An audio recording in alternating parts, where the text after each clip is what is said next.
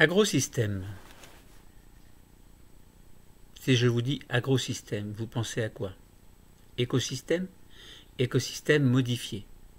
Agro, agriculture. Système, c'est un système agricole. Donc l'agrosystème est un système agricole.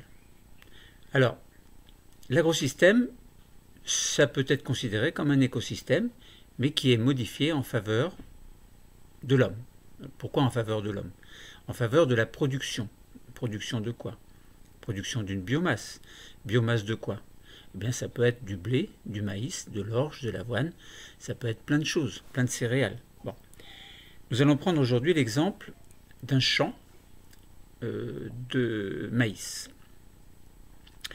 Donc, un agrosystème peut être modifié, un écosystème plutôt peut être modifié par un agriculteur, donc par l'homme en fin de compte, dans le but de produire une certaine biomasse, mais dans quel objectif, pour quel objectif final? Eh bien, c'est de pouvoir se nourrir, nourrir l'humanité. Bon. Donc, on a des exigences, nous, les êtres humains, des exigences de qualité et de quantité en ce qui concerne telle ou telle céréale. Par exemple, si on veut manger du pain, il nous faut du blé. Bon, il nous faut de la farine de blé, etc. Il faut des boulangers, etc. Tout ça, donc, ça fait tourner un système économique qui doit gagner en rigueur et en ampleur à mesure que la population augmente. Alors, on va se poser la question, comment un agrosystème, comment est-ce que l'on peut optimiser un agrosystème pour produire la biomasse suffisante qui va nous permettre de quoi? Eh bien, de nous nourrir. Alors, nous allons prendre un exemple d'agrosystème, ce sera un champ de maïs. Nous allons voir un petit peu les différentes étapes qui vont permettre de produire donc des épis de maïs, et du maïs en fait, mais pas que cela. Nous allons voir ensuite que la biomasse elle est compensée par quoi? Eh bien par des apports, parce que l'agriculture en fait va compenser la biomasse exportée lors de la récolte. Quand on récolte un pied de maïs, ça veut dire que le pied de maïs il a utilisé dans le sol et dans l'air les éléments dont il disposait pour pouvoir se nourrir. Donc ça a créé une certaine biomasse, et il faut que cette biomasse qui se crée, par exemple dans un pied de maïs, il faut que ce soit compensé au niveau du sol, par exemple, mais au niveau d'apports qui peuvent être naturels également, ou restitués éventuellement au niveau des chaumes, comme nous le verrons tout à l'heure. Et puis dans un troisième temps, nous allons parler d'intrants. On va voir que les intrants permettent d'augmenter la productivité des cultures et faire en sorte que la population ait suffisamment de nourriture, en fin de compte. Donc l'objectif final, c'est bien de pouvoir se nourrir. Donc fonctionnement d'un agrosystème, comment un agrosystème plutôt est-il optimisé pour produire une biomasse suffisante pour permettre à l'humanité de se nourrir. Commençons par notre exemple d'agrosystème, donc un champ de maïs. Alors tout le monde sait ce que c'est que le maïs, évidemment. Bon, tout le monde peut-être pas, on n'est pas obligé de savoir ce que c'est que le maïs. Alors, donc l'homme depuis très longtemps, 5000 ans et au-delà, on parle du croissant fertile, bon, je ne vais pas entrer dans les détails. Donc l'homme a remplacé l'écosystème naturel, qui était très souvent une forêt, en fait, il l'a remplacé par un agrosystème, c'est-à-dire par un système que lui-même s'est arrangé pour cultiver. Donc il a fait des cultures, et parmi toutes ces cultures, de blé, d'orge, de maïs, etc., il y a celle du maïs. Alors, donc, procurez-vous des images de cultures à différentes périodes de l'année, donc fin avril, durant le printemps et l'été, en juillet, en août, et de septembre à octobre. Et puis essayez de voir un petit peu ce que votre agriculteur fait durant ces périodes. Mois d'avril. Alors fin d'avril, à la fin du mois d'avril, en fait, le sol va être désherbé, chimiquement ou mécaniquement. Sa surface va être travaillée et un engrais azoté, donc qui contient de l'azote, N2, en fait, est apporté. Les semis correspondent à peu près à 10 graines par mètre carré, 10 graines par mètre carré, est réalisé avec des graines généralement enrobées de pesticides. Donc ça veut dire que déjà là, on parle de pesticides, et appartenant à des variétés issues de décennies de sélection génétique. Donc au cours de son histoire, l'homme, génétiquement, a modifié certaines plantes et a fait en sorte que certaines plantes sont plus aptes que d'autres à produire plus de masse, de biomasse. Donc voilà pour le mois d'avril, hein, donc engrais, pesticides, on sème. Bon. Ensuite, durant le printemps et l'été, donc au mois d'avril, mai, juin, juillet, printemps et l'été, l'agriculteur va contrôler la progression de sa culture. Il va traiter avec des produits phytosanitaires. Alors, ces produits, ça peut être des herbicides ou des fongicides, par exemple. Herbicides, donc c'est pour détruire certaines herbes qui ne sont pas les bienvenues et qui peuvent éventuellement contaminer les plantations, entrer en compétition, les envahir, les remplacer. Bon, pour éviter tout ça, eh bien, l'agriculteur met des herbicides pour limiter la croissance des plantes qui pourraient concurrencer ce maïs, surtout lorsque les grains de maïs viennent de germer. Et donc la concurrence se fait par rapport à l'eau, par rapport aux sels minéraux, par rapport à la lumière. Bon. Et ensuite, il met aussi des fongicides, donc pour minimiser les dégâts provoqués par des champignons qui peuvent être parasites. Il met également des insecticides, donc contre les insectes. Alors on pense à la pyrale du maïs. Hein, bon. Donc des insecticides pour limiter les pertes dues aux insectes ravageurs du maïs. Hein, sachant que la pyrale du maïs, hein, donc la larve, va manger l'intérieur du pied de maïs. Et puis évidemment la production n'est pas formidable. Bon. Que se passe-t-il en juillet-août? Eh bien, pour exprimer tout son potentiel productif, le maïs a besoin de beaucoup d'eau. Voilà, donc ça veut dire qu'il faut arroser, arroser, arroser. Alors quand on est en période de canicule, c'est pas toujours évident d'arroser, surtout lorsqu'il y a des restrictions d'eau. Alors sachant que 1 kg de grains de maïs nécessite 700 litres d'eau, évidemment, si les restrictions en eau sont prioritaires en période de canicule, évidemment, les pieds de maïs ne pourront pas donner autant d'épis de maïs, ne pourront pas produire de maïs de manière optimale. Bon. Donc l'irrigation du maïs, c'est indispensable, c'est une nécessité, c'est indispensable à la réussite technique et économique de la culture du maïs. Ensuite, si on regarde ce qui se passe au mois de septembre-octobre, donc là, les pieds sont grands, ils sont beaux, les épis de maïs sont beaux, en théorie, si tout a été fait dans les règles. Alors quoi qu'on peut discuter après pour les herbicides, les fongicides et les insecticides, évidemment, qui polluent. Alors quand on pense à tout ça, on se demande, est-ce que ça ne se retrouve pas dans les grains de maïs? Bon. Donc selon la variété, alors de septembre à octobre, hein, donc selon la variété cultivée, l'agriculteur va récolter ce que l'on appelle la biomasse. Autrement dit, la biomasse, c'est quoi? Eh bien, si vous prenez un pied de maïs, avec sa tige, ses feuilles, les épis de maïs, eh bien c'est ça la biomasse. Donc si vous avez un champ qui fait 2-3 hectares, vous avez telle quantité de pieds de maïs, donc telle biomasse. Biomasse, c'est la masse qui est produite biologiquement, par la biologie, donc par l'être vivant. C'est-à-dire l'être vivant, ici, c'est un pied de maïs. Donc selon la variété cultivée, l'agriculteur va récolter la biomasse qui est produite. Alors, il peut s'agir des parties aériennes des plantes encore vertes pour l'alimentation des bovins, notamment au mois de septembre, ou bien des graines qui sont parvenues à maturité au mois d'octobre et pour l'alimentation humaine ou animale. Donc, la productivité du maïs peut dépasser, par exemple, les 10 tonnes par hectare et par an. La productivité, donc ce sera la quantité de biomasse, donc de pieds de maïs, la totalité des pieds de maïs, qui peut dépasser 10 tonnes. Alors vous vous rendez compte, à partir on met 10 graines par mètre carré, vous faites ça sur un certain nombre d'hectares, eh bien vous obtenez 10 tonnes par hectare et par an. Bon, c'est énorme. Donc voilà un petit peu le cycle, si on regarde le cycle d'un agrosystème correspondant à un champ de maïs, donc fin avril, durant l'été, juillet, août, septembre et novembre.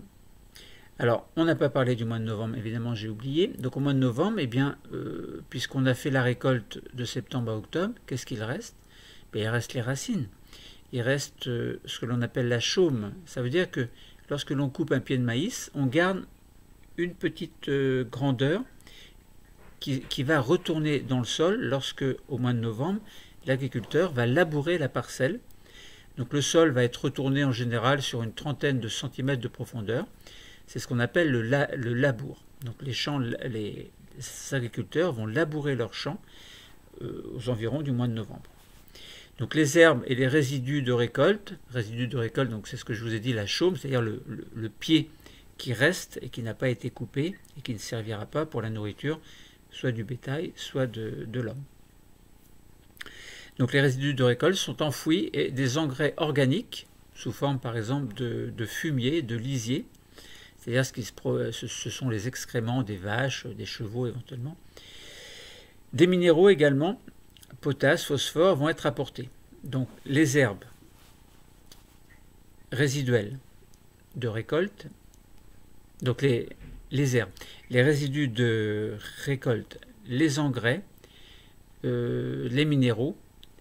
Donc les engrais, dans les engrais, il y a des minéraux en fait. Donc tout ça est retourné dans le sol, c'est mélangé, c'est un labour censé préparer la prochaine plantation au mois d'avril suivant. Donc là, vous imaginez qu'on va se poser un problème, parce que si on a une biomasse très importante, par exemple si on a produit 10 tonnes par an, ça veut dire qu'il faut que ce végétal,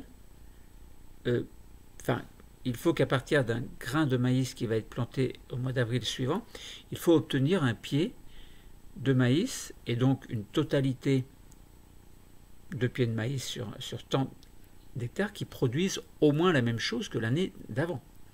Mais comme les pieds de maïs, pour pousser, ont eu besoin de minéraux, de sels minéraux, d'eau, etc., ça veut dire qu'une certaine réserve dans le sol, concernant ces minéraux, va être absente. Alors l'agriculteur, il fait quoi? Il va falloir qu'il compense. Bon, il a déjà commencé à compenser un petit peu en mettant des engrais organiques, par exemple du fumier et du lisier, mais on verra que ce n'est pas suffisant. Bon. Donc c'est tout là le problème entre éviter les engrais, en fait, ce qui n'est pas toujours évident pour un agrosystème, éviter les pesticides, les fongicides, les herbicides, ce qui n'est pas toujours évident non plus. Donc là, il y a un conflit entre préserver la nature, donc préserver nos écosystèmes naturels, préserver nos agrosystèmes de manière à ce qu'ils fonctionnent au mieux sans détruire la biodiversité aux alentours, en tout cas, des champs. Pourquoi est-ce que ça pourrait détruire, vous allez me dire? Parce que si les éléments sont dans un champ, eh bien parce que lorsque l'agriculteur va répandre ses produits herbicides, pesticides, etc., des fois c'est réparti, ça va dans l'air. Et à partir de l'air, ça peut aller vers les forêts, vers les maisons, etc. Donc ça pose des problèmes. Bon, on ne va pas trop discuter par rapport à ça. On va essayer de voir dans un deuxième temps. Donc l'agriculteur, il va compenser la biomasse exportée lors de la récolte. Alors, donc, il faut vous procurer évidemment un document par rapport à ça, où vous allez voir les importations, les exportations, restitution, absorption, restitution, perte par lessivage, bon, apport naturel, apport artificiel. Bon, je vous donne un mélange de tous ces mots-là. On va essayer de les organiser pour voir un petit peu comment l'agriculteur peut compenser la biomasse qui est exportée lors de la récolte. D'abord, ça veut dire quoi, biomasse exportée lors de la récolte? Eh bien, on se place au niveau, vous imaginez un pied de maïs. Donc voilà, il est arrivé à maturité, c'est le moment de la récolte. Donc vous avez une exportation de matière végétale récoltée. Alors c'est à la fois les grains, donc les épis de maïs, et puis la paille, entre guillemets, on va dire la paille, c'est le pied de maïs, autre que la paille, autre que le grain, je veux dire. Alors, donc ça veut dire qu'il va falloir qu'on raisonne. On va raisonner dans ce schéma, en fait, à partir de la quantité de minéraux, d'atomes, sous forme d'atomes, azote, phosphore, potassium, calcium, et on va raisonner en kilogrammes par hectare et par an. Donc à partir de maintenant, je ne vais pas dire kilogrammes par hectare et par an à chaque fois. Si par exemple je dis 30, vous allez comprendre que le 30 signifie 30 kilos par hectare et par an. Alors, vous imaginez 30 kg, c'est pas beaucoup 30 kg. Vous imaginez 1 hectare, 30 kg sur 1 hectare. Oui, mais il faut penser qu'on ne raisonne pas sur la biomasse. On ne raisonne pas sur la quantité de maïs. Sur la biomasse, tout à l'heure, on avait parlé de 10 tonnes par hectare. Bon, là, on n'est pas dans la biomasse. On est dans la quantité de minéraux. Voilà. D'engrais, on va dire. Bon. Donc, ce sont des quantités qui sont faibles. Donc, à partir du moment où vous avez compris ça, maintenant, si je dis 206, vous avez compris, ça veut dire quoi? Ça veut dire 206 kilos par hectare et par an, mais en raisonnant par rapport aux engrais, donc aux minéraux, en fin de compte. Bon. Alors, donc on part de notre pied de maïs et puis essayons de comprendre un petit peu les choses, essayons de comprendre comment on peut optimiser la production de biomasse. On a un pied de maïs. Donc ça veut dire qu'on va, à partir d'un endroit, on va exporter notre pied de maïs.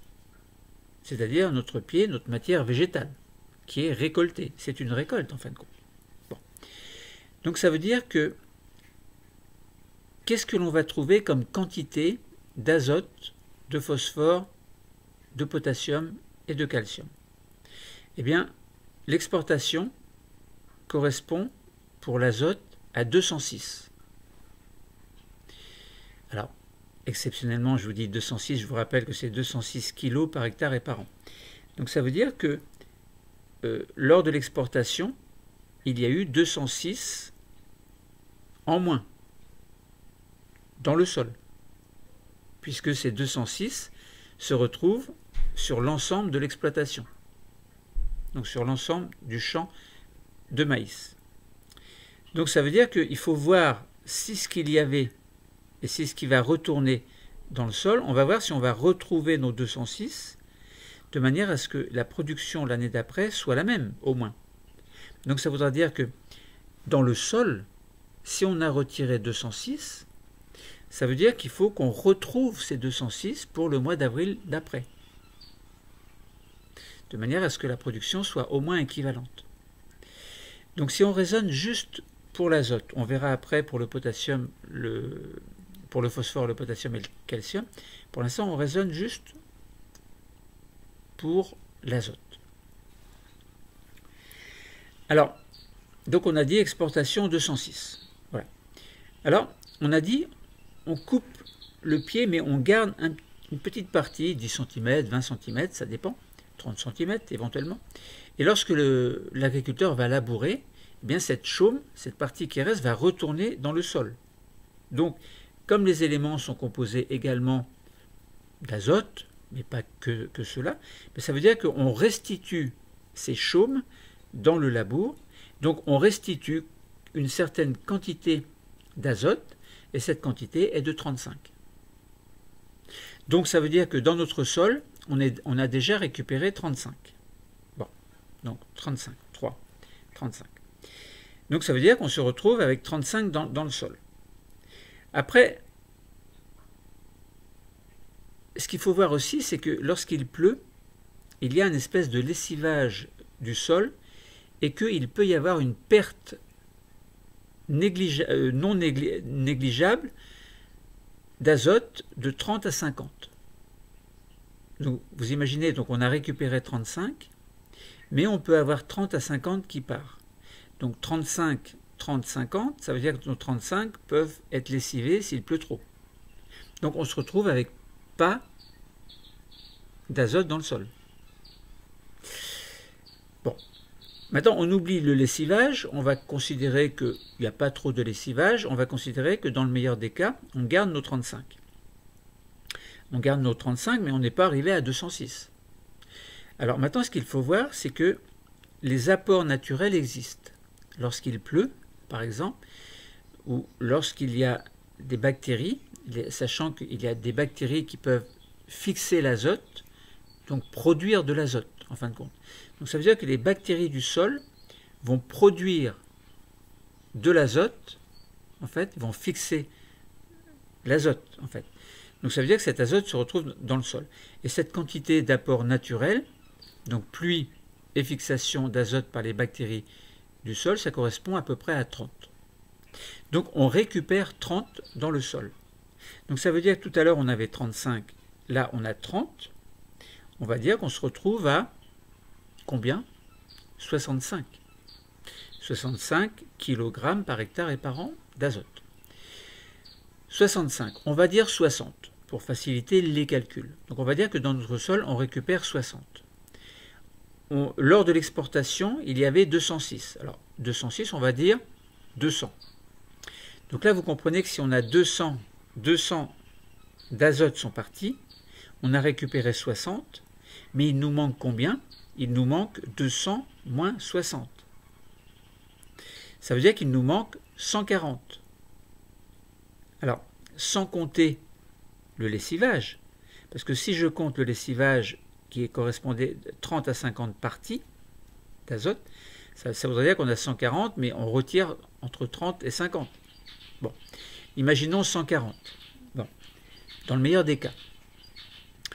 Pas dans le meilleur des cas, mais je veux dire, imaginons, on a récupéré 60, dans le meilleur des cas, il en manque 140. Alors comment est-ce que l'agriculteur va faire pour récupérer les 140 manquants? Tout à l'heure, je vous ai dit au mois de novembre, lorsqu'il fait les labours, il met du fumier, du lisier également. Donc ça veut dire qu'il va récupérer une partie, de l'azote. Mais est-ce qu'il récupère tout? Pas non, il ne va pas tout récupérer. Il ne va pas récupérer les 140.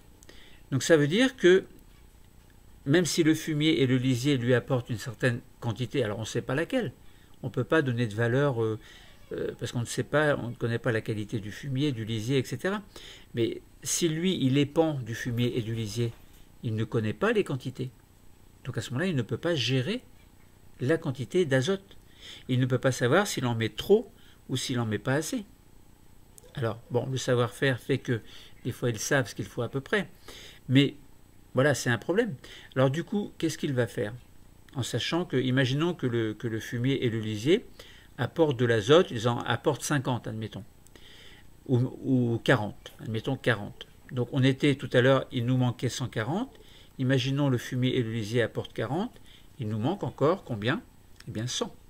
Eh bien, qu'est-ce qu'il va faire, l'agriculteur? Il va mettre de l'engrais. Et il faut qu'il rapporte 100 d'azote à partir de l'engrais. Alors encore une fois, là, il ne faut pas mettre trop d'engrais, ni trop, ni trop peu. Il faut mettre ce qu'il faut. Maintenant, ce n'est pas facile pour l'agriculteur de doser exactement la quantité. Voilà, parce que s'il en met trop, ça veut dire que l'azote va être gaspillé. Bon, ça veut dire que trop, si par exemple il pleut, etc., une trop grande partie va aller dans les nappes phréatiques éventuellement, va polluer les nappes phréatiques. S'il n'en met pas assez, il n'aura pas de biomasse suffisante. Bon, tout ça, vous voyez que pour optimiser la production de biomasse, c'est pas facile. Hein. Donc là, on a raisonné sur l'azote. Pour vérifier que vous avez compris, on part, donc je répète, mais de manière très simple, on prend un pied de maïs, ou on prend un hectare de maïs, voilà, on retire 206 kg d'azote par hectare et par an, la chaume restitue 35, les apports naturels restituent 30 à peu près, on se retrouve avec 35 plus 30, on se retrouve avec 65. Pour simplifier, on va dire 60. Donc 206 sont partis, pour simplifier, on va dire 200. Donc 200 se retrouvent dans la biomasse, donc n'est plus dans le sol. Mais comme on récupère 60 à peu près, on a donc 140 moins 60, 200 moins 60, on se retrouve avec 140. On fait comme s'il n'y avait pas de lessivage, donc pas de perte. Les apports naturels, donc c'est fait. Donc maintenant, il faut faire des apports artificiels, donc sous forme de fumier, de lisier et d'engrais, qui vont apporter ces 140. Bon, donc voilà. Maintenant, si on raisonne par rapport au phosphore, on raisonne de la même façon. Lors de l'exportation, au niveau de l'exportation de la récolte, on retire du sol, enfin on retire du sol évidemment, oui, on retire alors le phosphore 36. Alors c'est pas la même chose que 206 de tout à l'heure. Les apports, après donc la restitution des chaumes, 2,5. Bon, c'est pas grand chose, hein. Donc 2,5, ça veut dire 36 moins 2 à peu près, ça fait 34, donc ça veut dire qu'il manque 34. Le lessivage, c'est négligeable pour le phosphore, on peut se demander pourquoi d'ailleurs. Donc il faut voir pour la restitution donc concernant les apports naturels, phosphore 0. Il n'y a rien qui ramène du phosphore dans les apports naturels. Importation, engrais, fumier, lisier, on ne sait pas, difficile à doser. Donc vous voyez, il nous manque 34, bien c'est les engrais qui vont nous les apporter. Bon. Si on raisonne par rapport au potassium, exportation 216. On récupère 52, alors 216, 52, allez on va dire 200, on va dire on récupère 50. Donc il en manque 150. Perte par lessivage, c'est négligeable concernant le potassium. Les apports naturels, donc l'eau, les bactéries, l'eau, admettons, donc 2, on va dire 2. Donc ça veut dire 152, bon on reste à 150. Et donc le reste ce sera apporté automatiquement par les engrais, le fumier et les lisiers. Bon, voilà. Donc c'est un gros problème. Gros problème dans le sens où bah, il faut de l'engrais et puis bah, c'est embêtant de mettre trop d'engrais ou pas assez, ou il faut bien gérer en tout cas. Maintenant c'est indispensable. Quand je dis c'est embêtant, évidemment, c'est un agrosystème, donc il faut bien gérer. Donc c'est pas évident. Quand je dis c'est embêtant, en fait, oui et non. Bon. Tant que les engrais ne polluent pas, ça va. Par contre, le problème vient de s'il y a trop de pollution par rapport aux herbicides, fongicides, pesticides, etc. Bon, après, si l'agriculteur fait ce qu'il faut, bon, bah, c'est bien. S'il gère bien, c'est bien. Il gère bien la quantité, parce que s'il gère mal les quantités, après, tout se retrouve, enfin, une grande partie se retrouve dans les nappes phréatiques, et après, ça pose des problèmes. Bon. Et ensuite, on raisonne par rapport au calcium. Calcium, 36 partent à l'exportation, 14 sont restitués par les chaumes, donc 36 moins 10 ça fait 26, on va dire 25 à peu près, une vingtaine est récupérée à peu près, 36 parts, bon après lessivage très peu de calcium, et après il y en a 10, 10 rentrent par les apports naturels, après donc il faut rapporter le reste par l'engrais. Donc pour le calcium à la limite il n'y a pas trop de pertes. Bon voilà, donc vous avez compris que l'agriculteur va compenser la biomasse exportée lors de la récolte par un apport pratiquement obligatoire d'engrais. Alors s'il peut rapporter du fumier et du lisier, c'est bien aussi, c'est mieux peut-être, bon, à réfléchir. Bon, en tout cas, le rôle de l'agriculteur, c'est de bien doser ce qu'il fait, de bien faire attention à ce qu'il fait. Maintenant, troisième point, ce sont les intrants vont permettre d'augmenter la productivité des cultures. Alors, au cours du XXe siècle, on a constaté qu'il y avait une forte progression de la productivité de nombreuses cultures. Donc ça veut dire que si vous prenez un champ de maïs, admettons, il y a X années, bon, il y avait telle quantité, et ensuite la quantité a été multipliée par X, enfin par Y. Bon. On va essayer de comprendre tout ça en fonction de l'évolution. Donc on va voir l'évolution de la productivité de 3 céréales en France comparée à l'évolution démographique. Tout à l'heure, on a dit, bon, il faut bien que les gens mangent. Bon, évidemment. Et s'il y a de plus en plus de gens, de personnes, parce que là, on va atteindre les 70 millions de personnes en France, donc ça veut dire que il faut que la production augmente. Parce que si on considère que en 1820, il y avait à peu près 40 millions de personnes, vous voyez, de 40 millions pour arriver à 70 millions, bon, si on garde la même quantité de production de blé, de maïs et d'orge, il va y avoir un problème. Il va falloir se serrer la ceinture. Bon, donc ces changements de la productivité donc, de nombreuses cultures sont principalement dus à l'utilisation de machines agricoles, donc la technologie qui a évolué, et apport d'intrants également, c'est-à-dire des engrais chimiques. Par exemple, tout à l'heure, on a vu pour les engrais qui pouvaient apporter de l'azote, du phosphore, du potassium et du calcium. Et bien là, donc là, on parle d'engrais chimiques. Donc les intrants, ça peut être également des produits phytosanitaires, comme on a parlé tout à l'heure, donc herbicides, pesticides, fongicides, et les semences également de variétés sélectionnées, donc génétiquement, au cours de l'évolution de l'homme. Bon, surtout depuis les 5000 années concernant le maïs, par exemple. Alors essayons de voir, donc de comprendre l'évolution de la productivité de 3 céréales en France, comparée à l'évolution du nombre de personnes en France, donc l'évolution démographique. Donc on a un graphique de la productivité en tonnes par hectare. Alors tout à l'heure on a raisonné en kilos par rapport aux engrais, par rapport aux éléments constituant l'engrais. Et là, alors j'ai oublié tout à l'heure de vous parler des réserves du sol. Il y avait des réserves quand même de 1 à 20 pour l'azote, 250 pour le phosphore, 500 pour le potassium et variable pour le calcium. Donc c'est un petit oubli, bon, c'est pas bien grave.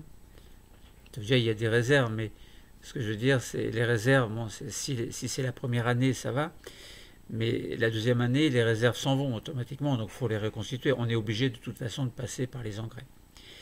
Alors, donc je vous ai dit, on a un graphique productivité en tonnes par hectare en fonction des années. Donc on part de 1820 pour arriver à 2020. Alors si on regarde d'abord la population française en millions d'habitants. En 1820, 1820, après on fait tous les 20 ans, en 1820, on avait à peu près 35, on va dire pour simplifier, entre 30 et 35 millions d'habitants. Et cette quantité a augmenté tout doucement jusqu'en 1940 à peu près. La pente était à peine croissante, ce qui fait qu'on était resté à 40-45 millions d'habitants, à peine 45 millions d'habitants en 1940 à peu près. Et puis à partir de 1940, 1950 à peu près, 40-50, eh bien la population a augmenté de manière plus brutale pour atteindre en 2020 pratiquement, donc plus que 65 millions d'habitants. En fait, on va pratiquement atteindre les 70 millions d'habitants. Donc ça veut dire que tous ces gens, il faut les nourrir. Alors si on raisonne par rapport au blé, au maïs et à l'orge, est-ce que la productivité a augmenté entre 1820 et 2020, ou est-ce qu'au contraire, on a gardé les mêmes quantités? Bien, si on raisonne, on va raisonner pour les trois en même temps, parce que l'allure des courbes pour les trois est pratiquement identique. Blé, maïs et orge. En 1820, on avait à peine 1 tonne par hectare pour chacun des produits, évidemment. Donc ça veut dire qu'on a le blé, le maïs et l'orge. Vous imaginez trois agrosystèmes différents, donc 3 champs différents en fin de compte, un champ de blé, un champ de maïs, un champ d'orge. Pour chacun,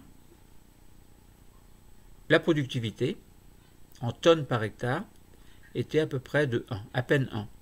Un petit peu moins pour le maïs, un petit peu plus pour l'orge, et puis entre les deux pour le blé.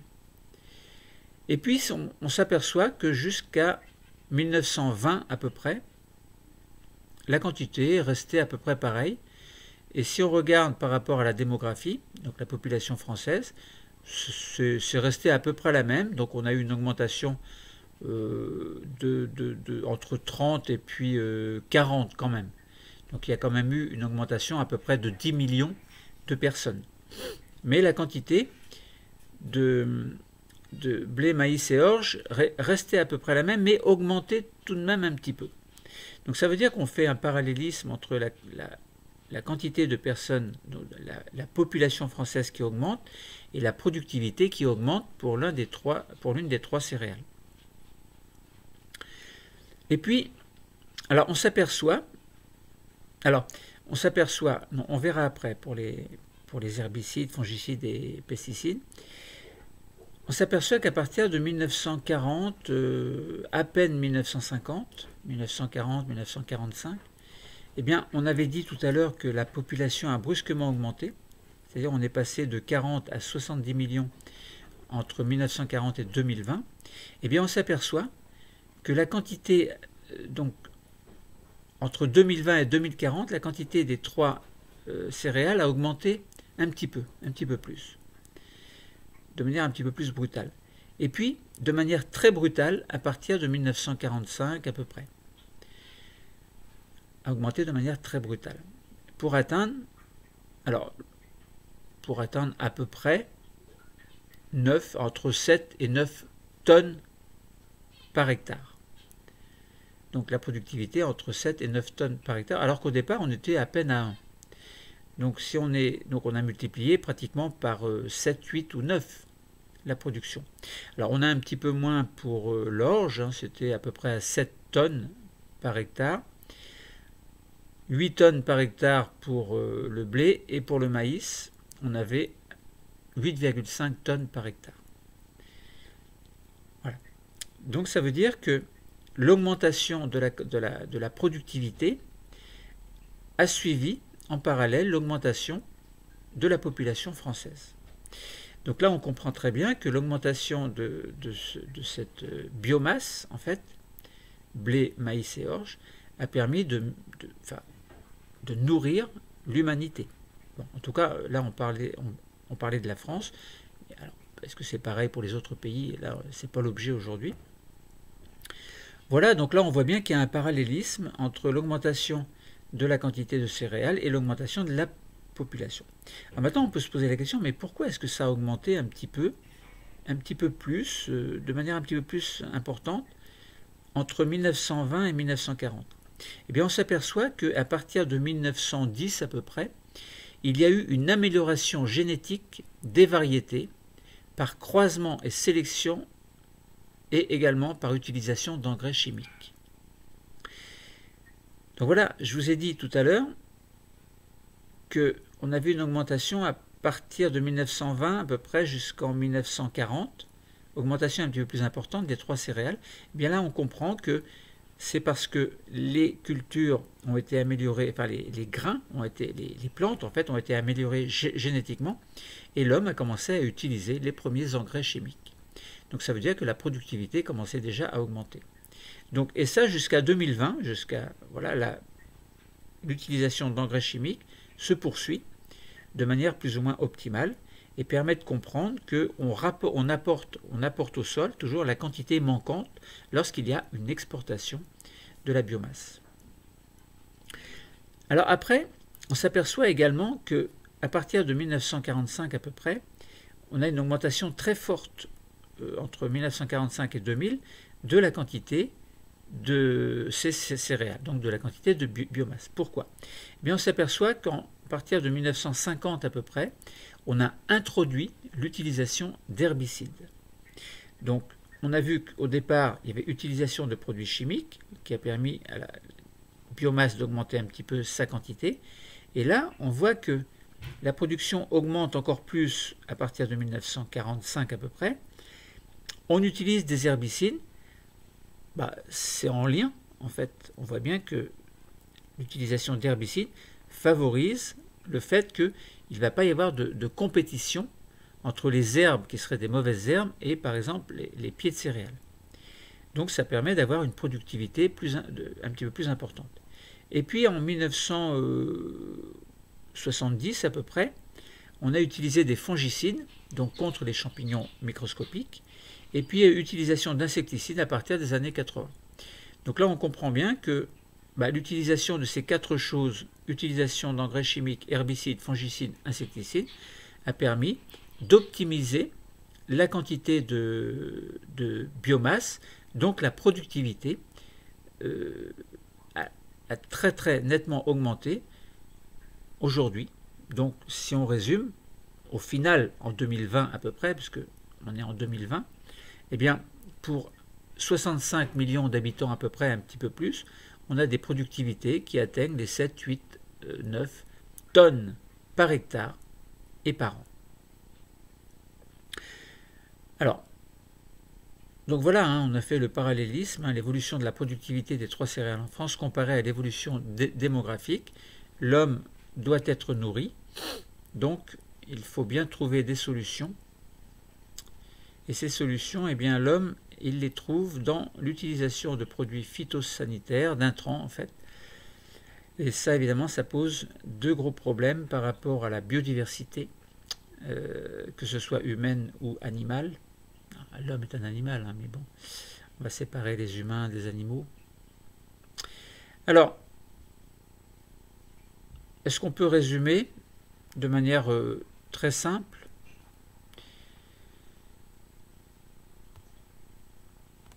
Alors, de manière très simple. Donc, l'objectif était de décrire donc, le fonctionnement d'un agrosystème simple, d'introduire les notions d'intrants, c'est-à-dire d'engrais, de produits phytosanitaires, et puis d'exportation de biomasse. Par exemple, on a parlé de productivité en tonnes par hectare. Hein. On a vu que la biomasse correspondait à une certaine productivité.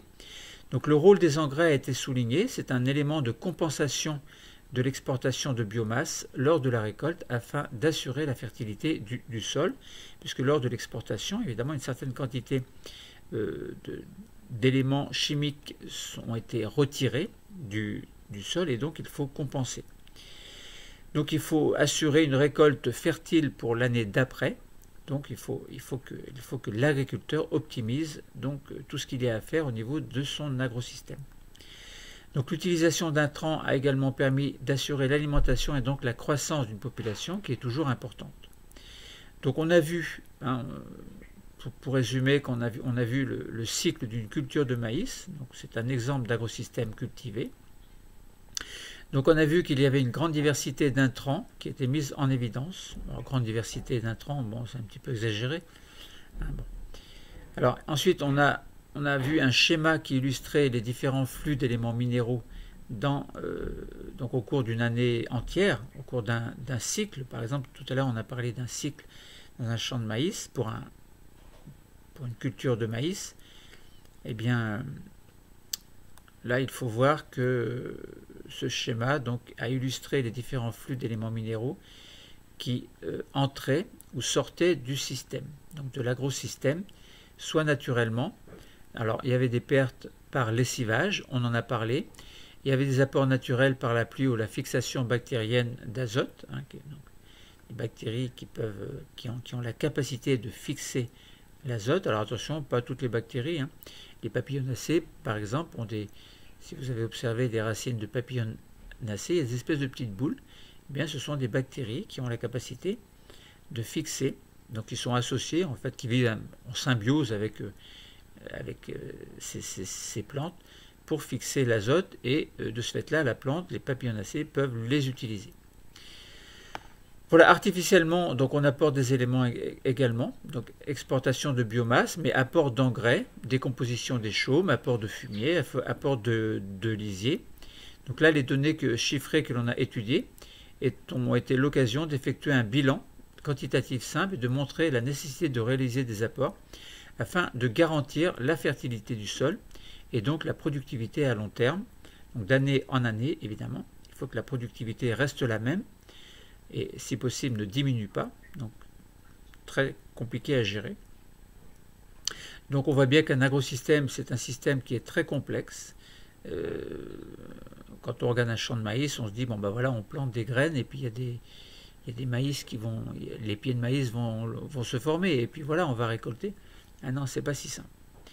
Et puis on a mis aussi en parallèle l'évolution démographique de la population française depuis 1920 jusqu'à nos jours en 2020 à peu près. Et on a vu que l'utilisation de différents intrants introduits à différentes périodes, par exemple utilisation d'engrais et de variétés sélectionnées génétiquement, utilisation d'herbicides également dans les années 50, de fongicides dans les années 70 et d'insecticides dans les années 80. Eh bien, cette dimension historique a souligné le fait que l'agriculture, c'est un domaine dynamique du point de vue de l'évolution des techniques et des savoir-faire. Alors, juste une petite parenthèse pour montrer le rôle des intrants dans la culture de maïs. Donc, par exemple, au départ, alors les graines, par exemple, sont des variétés qui sont améliorées. Alors, ce n'est pas un intrant, une graine. Hein.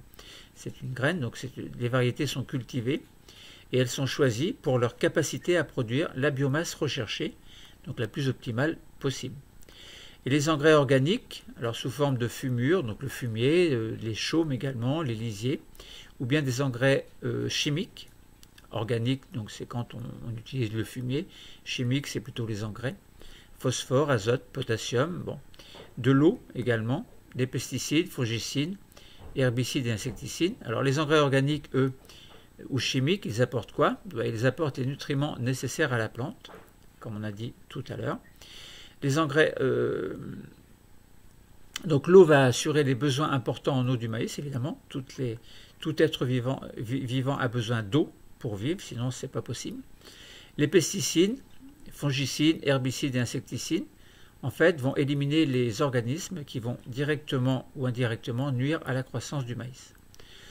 Voilà, donc je pense qu'on a fait le tour du sujet. Hein. On a parlé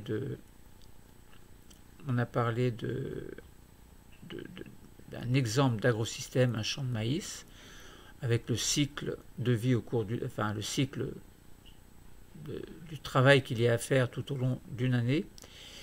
On a parlé du fait que l'agriculteur doit compenser la biomasse exportée lors de la récolte en mettant ce qu'il faut au niveau des engrais. Donc azote, on a parlé surtout d'azote, potassium, calcium et phosphore.